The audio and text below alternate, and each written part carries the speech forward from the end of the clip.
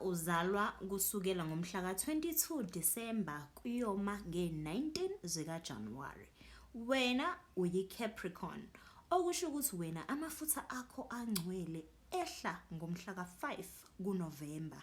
Khumbula, lokhu kwenzeka inyanga nenyanga, okusho ukuthi lezi insuku eziwu2.5 days ngesikhathi se-zodiac sign wena njalo uzobheka azifani inyanga nenyanga, ziyashintsha ngoba loya akalawulwe lokho esikubhale phansi.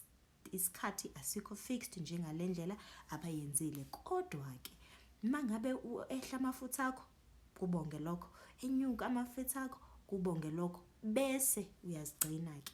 Ngoba into oyigcinayo eyenza ukuthi amafutha lawa angakwazi angamosheki, ukuyocansini, ukuzithokozisa ngabedwana, ukhiphe lolo ketshezi, bese ukudla inyama, ukuphuza utshwala, iziyobisi.